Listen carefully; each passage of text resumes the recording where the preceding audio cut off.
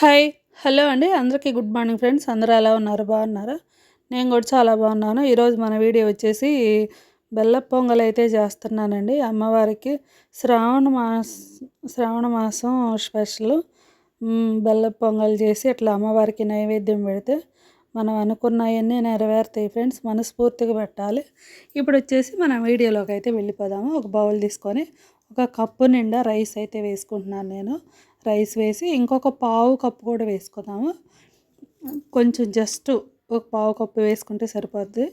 1 పావు cup rice అయితే వేసుకుందాము. చిన్న బౌల్ అండి ఇది. మరి చిన్న మనం కూర గిన్నెలు ఉంటాయి కదా, ఆ గిన్నె చిన్న గిన్నె. ఇప్పుడు వచ్చేసి ఇది ఒక 1 అవర్ నానబెట్టేసుకోండి. బియ్యాన్ని నానబెట్టేసుకున్న తర్వాత అదే కప్పుతో పచ్చిశనగపప్పు అయితే 1.5 కప్పు పచ్చిశనగపప్పు అయితే వేసుకుంటున్నాను నేను. పచ్చిశనగపప్పు వేసుకొని స్టవ్ మీద పెట్టేసి మంచిగా ఆయిల్ కానీ నెయ్యి కానీ ఏమి వేయకుండా మంచి కలర్ వచ్చే వరకు ఫ్రై చేసుకోండి. ఇట్లా మంచిగా ఫ్రై అయిన తర్వాత స్టవ్ ఆపేసేసి దీంట్లో కొంచెం వాటర్ వేద్దాము. వాటర్ వేస్తే త్వరగా మాడిపోకుండా అయితే ఉంటాయి. ఇట్లా వాటర్ వేసేసి కొంచెం చల్లారిన తర్వాత కడిగి నానబెట్టుకోవాలండి. పచ్చిశనగపప్పు కూడా ఒక 1 అవర్ నానాలి. మనకి బియ్యం నానాలి, పచ్చిశనగపప్పు కూడా నానాలి. 1 అవర్ తర్వాత అయితే పచ్చిశనగపప్పులో ఒక 1/2 లీటర్ నీళ్లు పోసేసి స్టవ్ మీద పెట్టేసి కుక్కర్ పెడదామండి. కుక్కర్ పెట్టేసి విజిల్ పెట్టి ఒక 7-8 విజిల్స్ అయితే రానిద్దాం ఫ్రెండ్స్. మనకి పచ్చిశనగపప్పు మెత్తగా ఉడకాలి. 7-8 విజిల్స్ వచ్చిన తర్వాత అయితే చూపిస్తున్నాను చూడండి మీకు. చక్కగా పప్పు మెత్తగా ఉడికిపోయింది. దీంట్లో కొంచెం వాటర్ ఉన్నా పర్వాలేదు. మనకి చల్లారిన తర్వాత కొంచెం పప్పు అనేది వాటర్ని పీల్చేస్తుంది. చూసారు కదా, పప్పు కూడా మెత్తగా ఉడికిపోయింది. ఈ పప్పు కూడా పక్కకు పెట్టేసుకుందామండి. పక్కకు పెట్టేసిన తర్వాత మనం పొంగల్ చేసుకునే బౌల్ అయితే స్టవ్ మీద పెట్టేసి నెయ్యి అయితే వేసుకుంటున్నాను నేను. ఈ నెయ్యి కొంచెం వేడి అయిన తర్వాత జీడిపప్పు, ఎండు ద్రాక్ష వేసుకొని మంచి కలర్ అయితే రావాలి. ఈ పొంగల్కి మనకి ఒక కప్పు నిండా నెయ్యి అయితే పట్టిద్దండి. నేనైతే 3/4 కప్పు నెయ్యి అయితే వేసుకుంటున్నాను. ఎక్కువ వేయలేదు, 3/4 కప్పే వేసానండి. మీరు ఇంకా పావు కప్పు కూడా వేసుకోవచ్చు. ఒక కప్పు నిండా నెయ్యి వేసుకొని పొంగల్లో తింటే చాలా అంటే చాలా బాగుండేది. ఇప్పుడు జీడిపప్పు ఫ్రై చేసుకున్నాం కదా, ఆ జీడిపప్పు తీసేసి మనం ఇందాక నానబెట్టుకున్న బియ్యం శుభ్రంగా కడుక్కొని నీళ్ళన్నీ ఉంచేసుకున్న తర్వాత ఈ నెయ్యిలో వేసేసుకొని ఒక 2-3 నిమిషాలు అయితే ఫ్రై చేసుకోండి ఈ నెయ్యిలో. ఇట్లా 2-3 నిమిషాలు మంచిగా ఫ్రై చేసుకోండి అండి. బియ్యం కూడా మెత్తగా నానిపోయినాయి మనకి.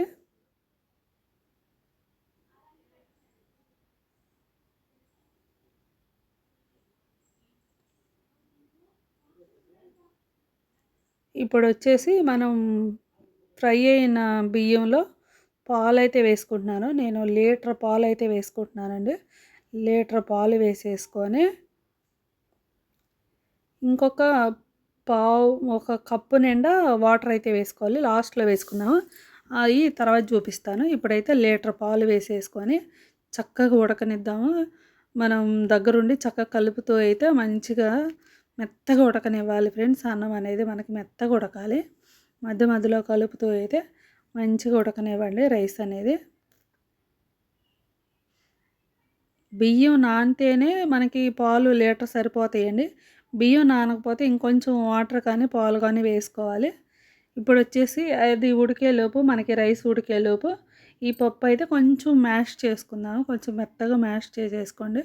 చూసారు కదా, ఇట్లా మెత్తగా మ్యాష్ చేసేసుకొని పక్కకు పెట్టేసుకుందాం. పక్కకు పెట్టేసి ఇప్పుడు ఇంకొకసారి మనం రైస్ అయితే చూద్దామండి.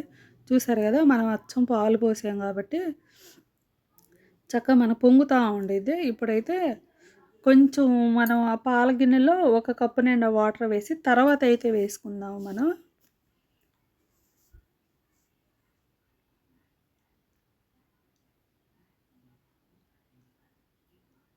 ఇప్పుడు వాటర్ అయితే వేసుకుందాం అండి. పాల గిన్నెలో ఒక కప్పు నిండా వేసుకోండి. ఒక కప్పు నిండా వేసుకొని చక్కగా వాటర్ వేసేసుకొని మొత్తం ఇట్లా కలిపేసుకుందాం ఫ్రెండ్స్. కలిపేసేసి ఇంకాస్త అయితే ఉడకనిద్దాం మనం.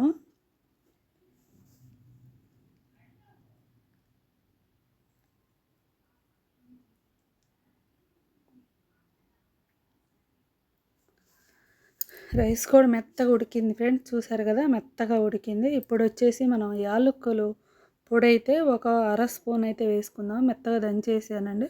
ఇంకొక విషయం ఏంటంటే పప్పు ఉడకపెట్టేటప్పుడు ఒక చిటికెడు సాల్ట్ వేసుకోండి ఫ్రెండ్స్ పప్పులో. ఇప్పుడు యాలకుల పొడి వేసిన తర్వాత మెత్తగా మ్యాష్ చేసిన పచ్చిశనగపప్పు మొత్తం వేసేసుకోండి. పప్పు వేసిన తర్వాత ఇంకాస్త గట్టిగా అయితే అయ్యిద్ది మనకి, పొంగల్ అయితే కొంచెం గట్టిగా అయితే అయ్యిద్ది.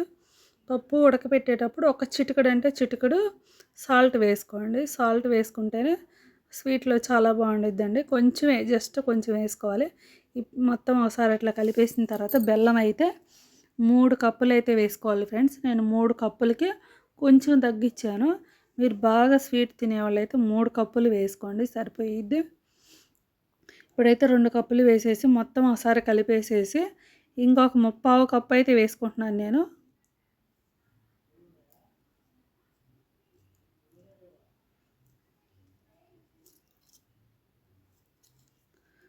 మనకి 3 కప్పులు కరెక్ట్‌గా అయితే సరిపోయిద్దండి. నేను కొంచెం అంటే జస్ట్ కొంచెమే తగ్గించాను. 3 కప్పులకి కొంచెం తగ్గించి అయితే వేసుకున్నాను. మీరైతే 3 కప్పులు వేసేసుకోండి. మొత్తం ఒకసారి అట్లా కలిపేసిన తర్వాత చూసారు కదా, బెల్లం వేసిన తర్వాత అయితే మనకి కొంచెం లూజ్గా అనిపిస్తుంది. అయినా పర్వాలేదు, చల్లారేటప్పుడు కాస్త గట్టిపడేది. ఇంక ఇప్పుడైతే లాస్ట్లో కొంచెం నెయ్యి వేసేసుకొని